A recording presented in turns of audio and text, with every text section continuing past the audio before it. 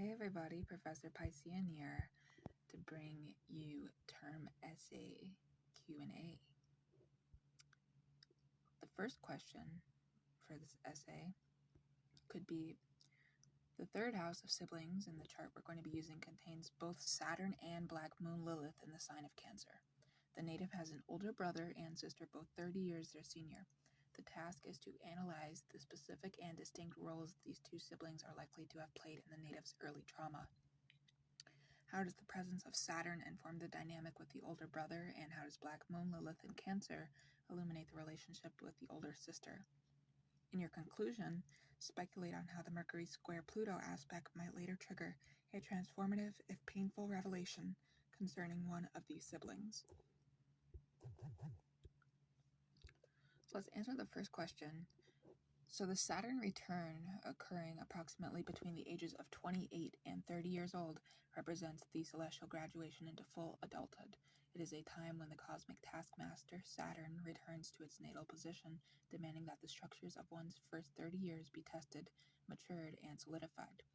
For this native with Saturn in Cancer in the third house, this period will be a profound and inescapable crisis centered on the themes of emotional security, communication, and the immediate environment, forcing a final and necessary reckoning with the ghosts of early familial trauma. The core of the Saturn return experience for this native will be the dramatic activation of the Mars in Capricorn in the 9th house opposition Saturn in Cancer in the 3rd house. This natal aspect is the architectural blueprint of paternal trauma, a dynamic of harsh, restrictive authority, Saturn, stifling emotional expression, Cancer, oppressed by an eternal drive for mastery and freedom through belief systems, Mars in Capricorn in the 9th. During the return, this opposition becomes the central arena of the native's life. Transiting Saturn conjuncts its natal position, simultaneously squaring natal Mars by transit, amplifying this tension to a breaking point. This may manifest as a concrete confrontation with an authority figure who embodies the father's critical energy, a demanding employer, a rigid academic advisor, or a legal dispute. More internally, it will be a confrontation with her own internalized critic, the voice of the father that has told her she's not enough. The struggle will be between her desperate need for emotional safety and belonging, Saturn in Cancer, and her burgeoning desire to establish her own authoritative worldview, independent of the rigid dogma she inherited, Mars the 9th. She may make a dramatic life decision, such as moving abroad, engaging in higher education, or legally contesting an inheritance which directly challenges the foundational rules of her upbringing. Simultaneously, the return will force a resolution to the deeply embedded sibling wound represented by Black Moon Lilith in Cancer in the 3rd house. The 3rd house governs siblings, and with both Saturn and Black Moon Lilith here, the relationship with her much older sister and brother is one of restriction and primal feminine betrayal. As Saturn transits the same house, it will bring a day of reckoning regarding this relationship. The cold, manipulative, or rejecting energy of the sister, Lilith, can no longer remain in the shadows. A crisis is likely precipitated, perhaps the illness or death of a parent, a dispute over inheritance, or the simple accumulated weight of a lifetime of resentment that finally boils over. Saturn demands truth and responsibility. The native will be forced to either completely sever the toxic bond, accepting the profound sense of loss that entails, or establish new, rigid, and clearly defined boundaries that permanently alter the dynamic. The 30-year age gap, always a source of alienation, will be cemented not as a temporary childhood state, but as an unbridgeable adult reality. The sibling archetype will be laid to rest, to be replaced by the acceptance of distant quasi-parental figures. However, the chart provides the precise tools for her conquest. The ascendant in Taurus sextile Saturn is her saving grace.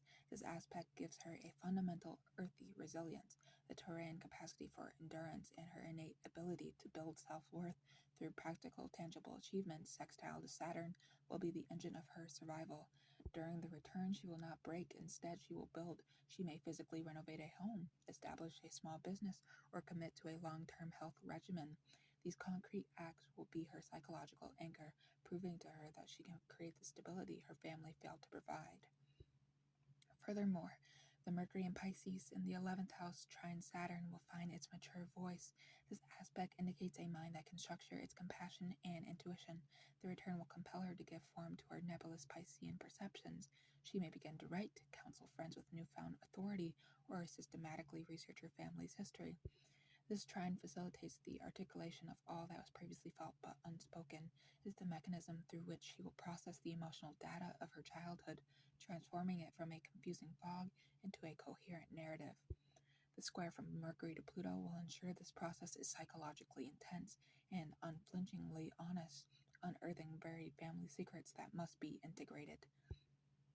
In terms of concrete life events, we can envision a sequence clustered around this period. The return may begin with a crisis in her daily work or health, activating the sixth house, which opposes her 12th house, Rahu, perhaps stress-induced, forcing her to rely on her own resources. This triggers the confrontation with siblings over familial responsibilities, Saturn, Lilith, and third. This, in turn, leads to a powerful break for independence, a journey, a course of study, or a philosophical conversion, Mars in ninth, that directly defies the father's legacy, Mars opposition Saturn. The final outcome is not a life free of these ghosts, but one where she has become the authoritative voice in her own reality. The siblings are either dismissed, or their power is neutralized through detached boundaries. The father's critical voice is internalized not as a tormentor, but as a source of disciplined self-reliance. The native conquers this rough patch by finally accepting the fundamental loneliness of her familial position, and in doing so, discovers the profound strength that was always latent within her Taurian constitution, ready to be forged in Saturn's fire. Now, our second question is the parental polarity, a study in oppositions. This chart presents a complex picture of the parents, dominated by the Mars in Capricorn 9th house, opposition Saturn in Cancer 3rd house.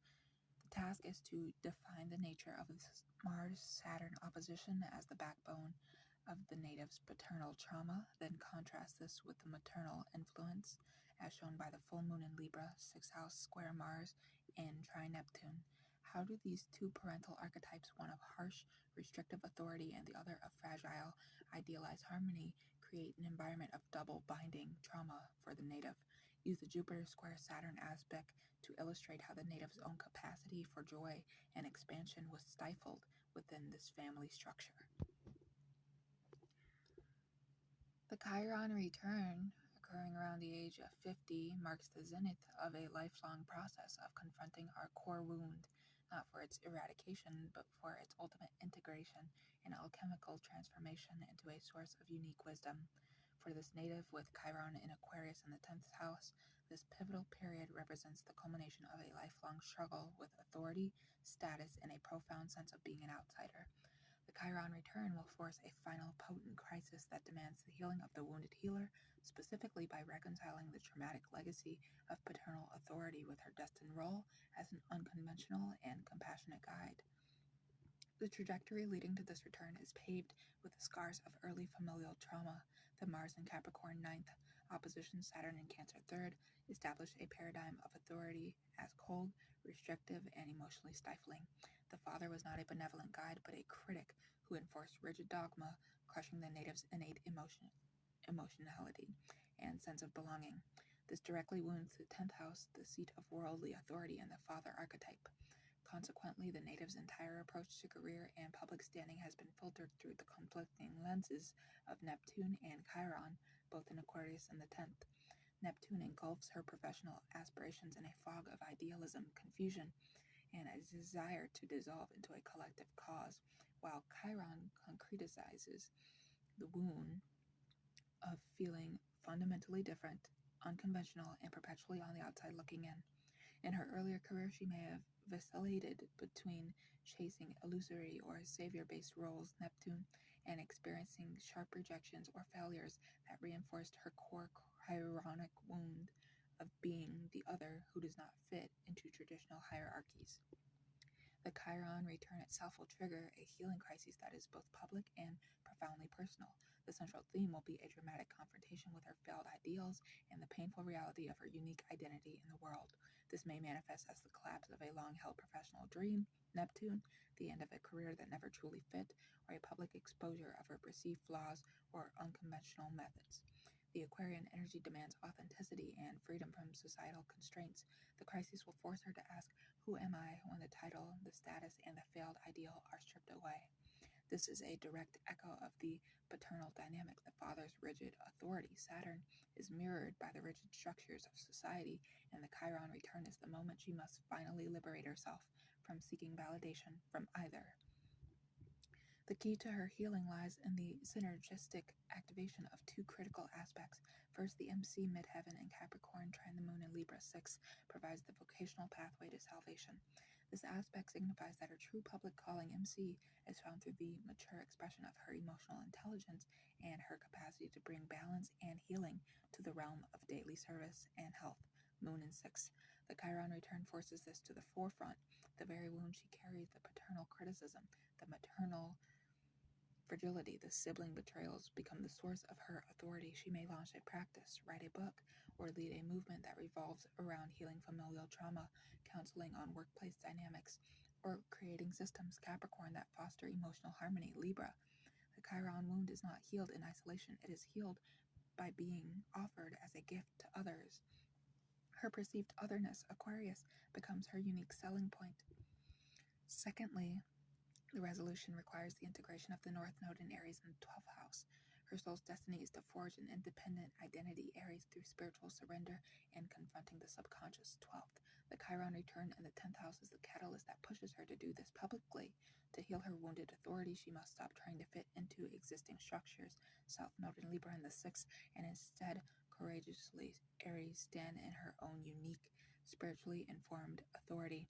This might mean pioneering a new field, embracing a controversial healing modality, or simply finally claiming her eccentricities as a source of power rather than shame.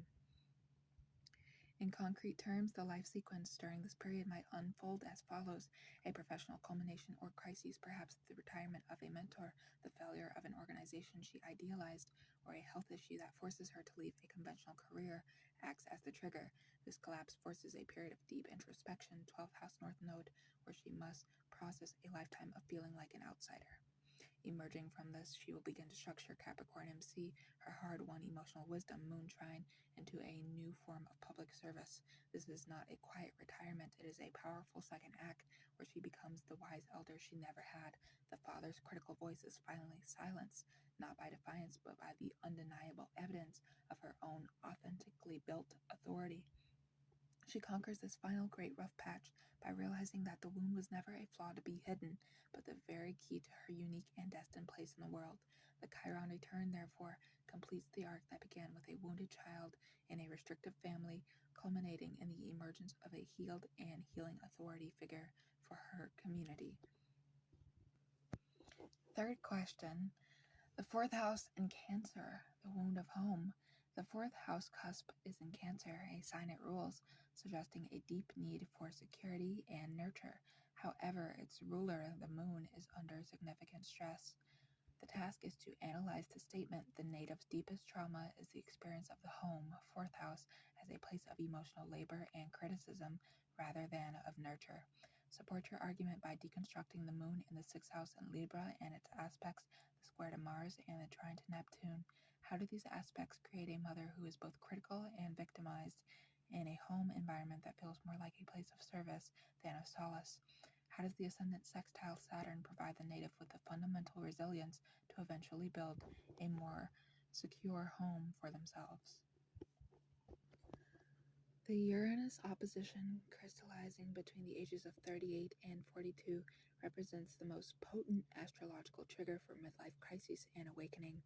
It is the moment when, transiting Uranus, the Great Awakener stands in direct opposition to its natal position, creating a tidal wave of electrical energy that seeks to dismantle structures that have become stagnant, inauthentic, or restrictive. For this native with Uranus and Pisces conjunct the Sun and Venus in the 11th house, this period will be a profound revolution of identity, values, and community, acting as the necessary and violent catalyst for her final emancipation from the unresolved traumas and inherited patterns of her natal family. The epicenter of this upheaval will be the dramatic activation of her Sun, Venus, Uranus conjunction in Pisces in the 11th house. This natal configuration gives her with a sensitive, compassionate, and unconventional spirit, but one that has likely been suppressed or diffused within the collective. The father, represented by the Sun in this conjunction, was himself an unreliable, unpredictable figure, Uranus, teaching her that to be loved, Venus, is to be elusive and non-confrontational, Pisces. The Uranus opposition shatters this inherited blueprint. The transit forces an explosive liberation of her core identity, Sun, and her value system, Venus. She will be gripped by an irrepressible need to break free from any relationship, friendship, or group affiliation, 11th house, that feels confining, fake, or rooted in the old paradigm of her family dynamics. This could manifest with startling suddenness, the abrupt dissolution of a long-term friendship circle, a dramatic shift in her artistic or aesthetic expression, or a shocking revelation about a close friend that forces a complete reevaluation of her social world. The rebellion is not angry like a Mars revolt, but dispassionate and circuit-breaking like a lightning strike that clears the air. This awakening is intrinsically linked to the unresolved trauma of the paternal relationship. The Sun-Uranus conjunction is the astrological signature of the absent father, either physically or emotionally. The Uranus opposition reactivates this wound not to re-traumatize her, but to force her to become her own source of authority and unpredictability. The deep-seated fear of being trapped or defined by another's limitations, a core paternal legacy, becomes so overwhelming that she's compelled to act. She may suddenly leave a secure but soul-destroying job, radically alter her appearance, or shock her family by adopting a completely new lifestyle. This is not a random act of rebellion, it is a necessary severing of the psychic umbilical cord that still connects her to the father's unreliable and freedom-phobic energy. She conquers him not by fighting him, but by outgrowing him, becoming a more authentic version of the very unpredictability he represented. Furthermore, this period will act as a powerful accelerator for her karmic destiny, as shown by her North Node Rahu in Aries in the 12th house.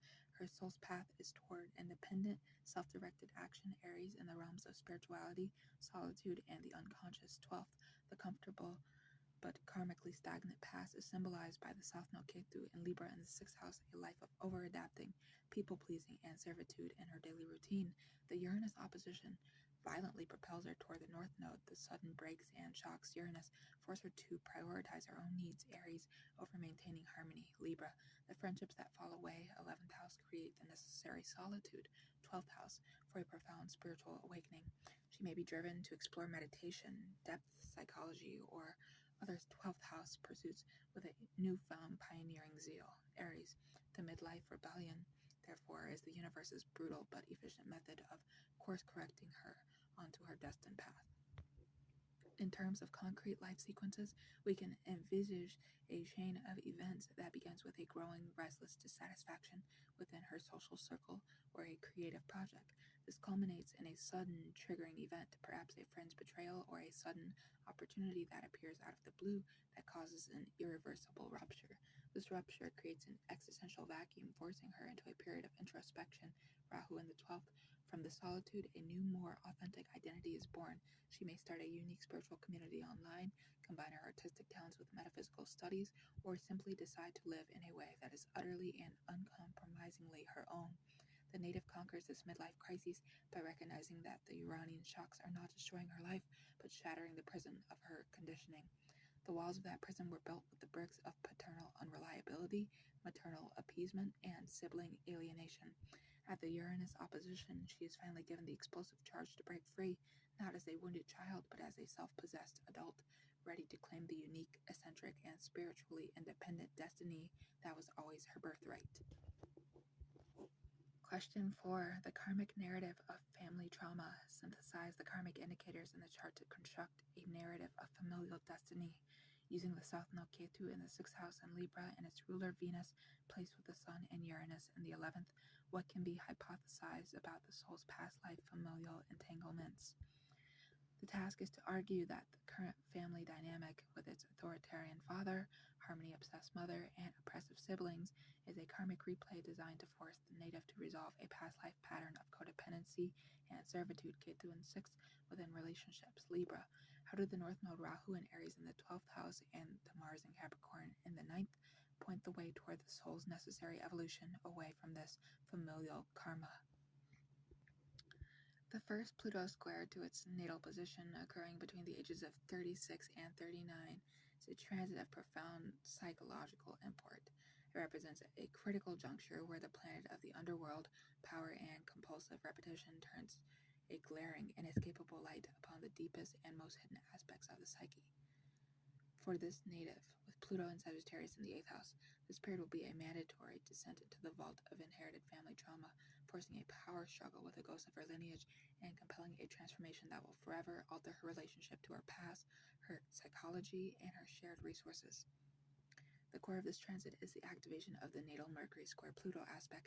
This configuration endows the native with a mind that is instinctively probing, suspicious, and capable of unearthing painful truths. Under the Pluto square, this mental function becomes a relentless excavator, turning inward to dissect the foundations of her own being, the family shadow, the unspoken secrets, the repressed traumas, the toxic loyalties that have been passed down through generations can no longer remain buried. This will not be a gentle process of recollection. It will be a compulsive and often brutal psychological inquisition. She may find herself obsessively researching her family history, having recurring dreams about parental figures, or experiencing powerful, intrusive memories of childhood events that she had long suppressed. The square forces a crisis of truth, demanding that the hidden be revealed, regardless of the emotional cost. A specific secret, perhaps concerning an inheritance, a parental affair, or a history of addiction or mental illness concealed within the family, is likely to surface during this time, shattering her existing narrative of her upbringing. This confrontation is intrinsically linked to a power struggle rooted in the parental dynamics, specifically reactivating the Mars in Capricorn 9th, opposition Saturn in Cancer 3rd. The 8th house rules the psychological inheritance from the parents, and Pluto's transit here squares its natal position, creating a tense internal crucible where these inherited patterns war with each other. The father's cold, restrictive authority, Saturn, and the mother's frustrated, critical energy, Moon square Mars, become internalized voices vying for control within her. The transit will manifest as intense internal and external power struggles. She may find herself locked in a bitter conflict over an inheritance or shared assets, 8th house, which is not merely about money, but about the symbolic power and validation she was denied as a child. Alternatively, she may engage in a profound psychological battle with a partner, mirroring the dysfunctional power dynamics of her parents' marriage. The theme is one of compulsion versus control, bringing the shadow material of her lineage to the surface so that it may be consciously seen and for the first time mastered. The ultimate purpose of this harrowing transit is not to break the native, but to force her to break the destructive family patterns rather than repeat them. Pluto's modus operandi is death and rebirth. The death here is the annihilation of her unconscious identification with her familial inheritance. The power struggles, the uncovered secrets, and the psychological turmoil serve to make the invisible chains of her lineage visible. Once seen, they can be broken. This is where the Sagittarian nature of her Pluto offers a path to salvation. Sagittarius seeks meaning, philosophy, and a higher truth. The native will be driven to understand the why behind her family's dysfunction. She may immerse herself in therapy, study generational trauma, or embark on a philosophical or spiritual quest that provides a broader context for her suffering. The search for meaning is the alchemical fire that transforms the lead of inherited pain into the gold of profound self-knowledge. In terms of concrete life sequences, the period might begin with a triggering event related to a death in the family, a will being read, or a tax or debt crisis. 8th house themes.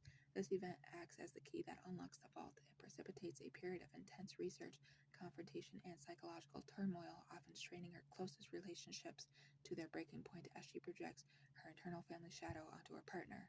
The crisis culminates in a conscious choice to either be consumed by the power struggles and repeat the patterns of the past, or to use the searing insight gained from the Mercury square Pluto aspect to consciously choose a different path. She conquers this profound rough patch not by avoiding the darkness, but by descending into it willingly. Armed with the Sagittarian search for truth, she emerges not healed in a simplistic sense, but transformed, no longer a passive inheritor of her family shadow, but a conscious agent who has reclaimed her own power from the grip of the past. The Pluto square thus marks the moment she stops being a haunted house and becomes instead the exorcist. Question 5. From trauma to vocation. The 10th house of career and public standing contains Neptune in Aquarius and Chiron in Aquarius, while the midheaven MC is in Capricorn and makes a trine to the moon. The task is to trace a direct line from the specific familial traumas analyzed in its this chart. The Mars-Saturn opposition, the Moon square Mars, the Black Moon Lilith in the 3rd house, to the native's ultimate vocational calling. How does the Chiron in the 10th house wound regarding authority and status become the source of their healing profession? Explain how the MC trine moon facilitates this process, turning the native's deep understanding of emotional and familial dysfunction into their greatest professional asset. The progress moon, moving approximately 1 degree per month and completing its cycle through the 12 houses every 28 years, provides an exquisite and nuanced timeline of an individual's evolving emotional needs and the changing landscape of their inner life. For this native whose chart is marked by profound familial trauma, the progress moon's journey does not merely indicate passing moods, but rather the sequential unfolding of a karmic curriculum designed to process and ultimately heal the wounds of the past. By tracing its path through the houses and its aspects to the natal chart, we can construct a poignant biography of the heart from its initial confinement to its ultimate liberation. The first cycle, the foundational years, ages 0 to 28. The journey begins with the progress moon in the 1st house conjunct the Taurus ascendant and sextile Saturn. This initial period, ages 0 to 2.5 years old, imprints a fundamental resilience and a focus on physical security and sensory existence, a crucial anchor given the storms to come. 2nd house, ages 2.5 to 5 years old. In Gemini, the emotional focus turns to early communication and the development of basic self-worth. However, the seeds of anxiety are sown here as the native sense of value becomes entangled with mercurial exchanges and a household where communication is likely strained. Saturn in 3rd house, ages 5 to 7. This is a critically formative transit. The progress moon moves through Gemini and into Cancer, directly conjoining Saturn and Black Moon Lilith. This period solidifies the traumatic dynamics with siblings in the immediate environment. The native emotionally internalizes the feelings of restriction, burden, and the primal betrayals Lilith from her older siblings. This is not an intellectual memory, but an emotional imprint that will shape her communicative style for decades. 4th house, ages 7.5 to 10. In Cancer, the moon is at home, yet it traverses the foundation of the natal home life. This period likely represents a peak of sensitivity to the mother's fluctuating emotional state, natal moon in Libra square Mars, and a deep, painful yearning for the nurturing security the 4th house in Cancer promises, but the reality cannot fully provide. 5th house, ages 10 to 12 and a half. Entering Leo, the emotional focus shifts to creativity, self-expression, and romance. This is a period of emerging individuality, a necessary if fledglingly attempt to build an identity separate from the familial trauma. A progress new moon likely occurred in the late 4th or early 5th house, marking a significant emotional new beginning, perhaps the discovery of a creative outlet or a first important friendship that offered a glimpse of life beyond the family. 6th house, ages 12 and a half years old to 15. In Virgo, the moon's transit here activates the opposition to its natal position. The full moon in Libra is in the 6th. This is a period of emotional crises regarding health, daily routine, and service. The adolescent turmoil is compounded by a critical awareness of her own body and her place within the structures of school and home life. The natal moon square to Mars may manifest as stress-induced health issues or conflicts with authority figures in her daily environment. 7th house, ages 15 to 17 and a half. In Libra, the emotional imperative becomes relationship. The progress moon is now in its sign of fall, seeking harmony and partnership, yet the natal moon's difficult aspects colored this quest. She may be drawn into early significant partnerships that mirror the Libran desire for balance, but which are fraught with the underlying tensions of her parental model. 8th house, ages 17 and a half to 20. In Scorpio, the emotional journey plunges into the depths. This is a time of intense, transformative emotional experiences coinciding with the tail end of her adolescence. The square to natal Pluto in the 8th is activated, forcing a powerful psychological crisis likely related to sexuality, power, or a shattering revelation about the family's hidden dynamics, as seen in the Mercury square Pluto. 9th house, ages 20 to 22 and a half. In Sagittarius, the emotional liberation begins. This period marks a powerful urge to escape the confines of her past through higher education, travel, or the adoption of a new expansive philosophy. This directly engages her Mars in Capricorn in the 9th, providing the drive and ambition to build a worldview of her own, in direct opposition to the restrictive one imposed by her father, Mars opposition Saturn. 10th house, ages 22 and a half to 25. In Capricorn, emotional energy is poured into career and public standing. This is a time of ambition and building structures, but it also activates the deep wounds of Chiron and Neptune in the 10th. She may experience confusion, Neptune, or painful rejections, Chiron, in her professional life, forcing her to confront her wounded relationship with authority. 11th house, ages 25 to 28. In Aquarius, the emotional focus turns to groups, friends, and hopes for the future. This transit over her natal Neptune and Chiron can be a period of idealism and disillusionment within her social circles, but it also begins the process of finding her tribe of fellow outsiders, a theme that will be fully realized later in life. The second cycle, maturation and integration, ages 28 to 56. The second cycle begins with the progressed moon's return to the Taurus ascendant around age 28, coinciding with her Saturn return. The synchronicity is profound as she emotionally reboots progressed moon in first. She is simultaneously forced into adult maturity, Saturn return. The cycle is about building the life she emotionally mapped out in the first. The 12th house transit, ages 31 to 33 and a half. In Pisces, this is a period of necessary withdrawal, confusion, and spiritual dissolution. The progress moon conjuncts her Sun, Venus, Uranus, and Mercury in Pisces here. This is a profoundly important if nebulous time of processing the unconscious residue of her first 30 years. It is a spiritual incubation period that prepares her for the new cycle. The progressed new moon in the first house, aged 33 and a half. This marks the most significant emotional new beginning of her adult life. With the progressed sun and moon conjunct in Taurus in the first, she is reborn with a solidified sense of self, resilience, and a clear drive to build a life on her own terms. The foundational work of the first cycle is complete. Subsequent houses, ages 33 and a half to 56. As the moon moves through the houses again, the themes are revisited, but from a position of greater strength. The third house transit in her 30s may involve consciously reparenting herself or finally establishing firm adult boundaries with her siblings. The fourth house transit may see her creating her own secure home, perhaps by purchasing property or starting a family, thus healing the original wound by becoming the nurturing authority she lacked. The 8th house transit in her late 40s will be another deep psychological purge, but now with the tools of a seasoned adult. The culmination of this second cycle will be the progressed moon's return to the midheaven in her early 50s, aligning with her Chiron return, where her public role as a healed and healing authority is fully actualized. In conclusion, the progressed moon cycle paints a picture of an emotional life that is first shaped by trauma and restriction, then navigates a crisis of identity and relationship, and finally embarks on a deliberate journey of healing and integration. The rough patches are conquered not by avoiding them, but by emotionally progressing through them with each 28-year cycle, allowing for a deeper, more conscious, and ultimately more empowered engagement with the core wounds of her natal family. And our last question is the nodal return, karmic reorientation. The nodal return occurs around ages 18 to 19 and every 18 to 19 years thereafter, marking significant shifts in life direction according to the soul's evolutionary intentions.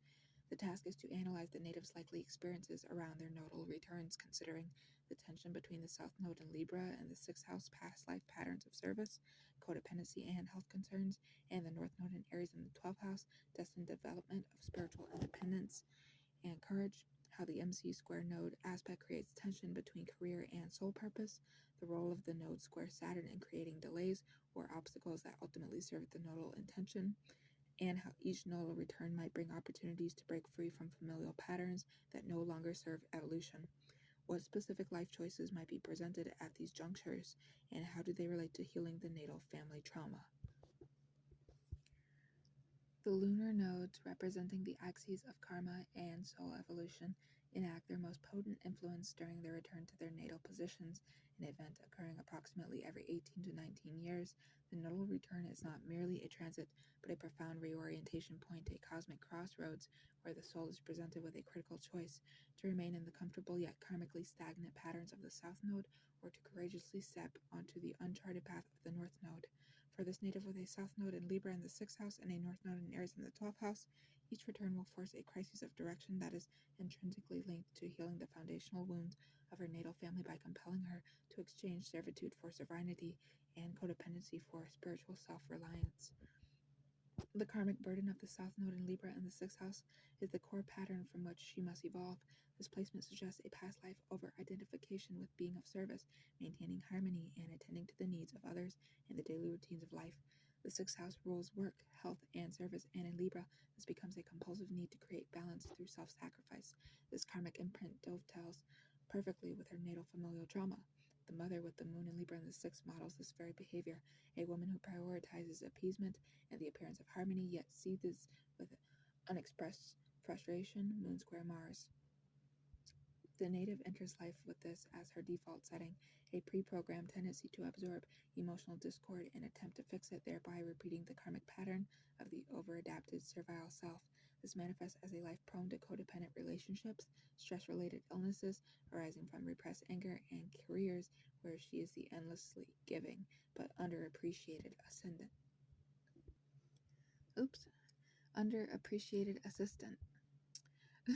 The soul's destiny, however, lies in the direct opposite direction. The North Node in Aries in the 12th house. Her evolutionary mandate is to stop managing external relationships and to instead courageously confront the vast internal landscape of her own being. Aries demands self-assertion, independence, and the primal courage to say "I am" without reference to anyone else. The 12th house, the realm of the unconscious, spirituality, and solitude, is the arena for this battle. The path to healing is not through better service, but through profound self-confrontation and spiritual awakening. The MC square node aspect in her natal chart creates a lifelong tension between her public, career-driven persona, MC in Capricorn, and this deeply private soul-level destiny. Society rewards her for her soft node skills, her diligence, her fairness, her ability to serve, while her soul urges her toward the unglamorous, introspective work of the 12th house. Each nodal return brings this tension to a head, presenting life choices that directly challenge these karmic patterns. The first return, around ages 18 and 19, likely coincided with a decision about her higher education or a life path. Did she choose a helping profession, South Node, that mirrored her familial role, or did she, perhaps impulsively, Aries, break away for a journey of self-discovery, 12th, potentially invoking the restrictive wrath of her father, Node square Saturn? The second return, around ages 37 to 38, is where the themes crystallize with immense power. By this age, the limitations of the South Node are acutely felt. She may experience a health crisis, sixth house, born from the stress of people-pleasing or the collapse of a key relationship where her identity has been subsumed. The return forces the issue: continue in this vein of servitude and face spiritual death, or make a courageous, perhaps selfish-seeming Aries' decision to prioritize her own spiritual and psychological needs. This might mean leaving a partnership, dedicating herself to therapy or meditation, or withdrawing from the world to write or paint. The node trine Pluto provides the transformative power for the shift.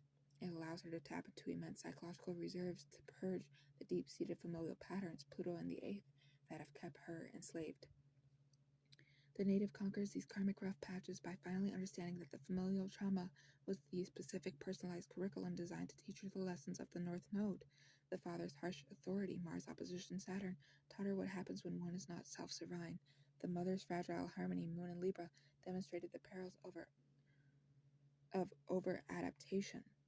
The siblings' coldness, Saturn and Lilith in 3rd, forced her into a state of existential isolation, Aries 12th. The nodal return is the moment she is given the exam on these lessons. Her conquest is achieved when she consciously uses the crises to choose the Aries path of self-will, retreating into the 12th house, sanctuary of her own spirit, to build an identity that is no longer a reflection of familial expectations or karmic debts. She does not heal by fixing her family, but by finally and courageously choosing herself.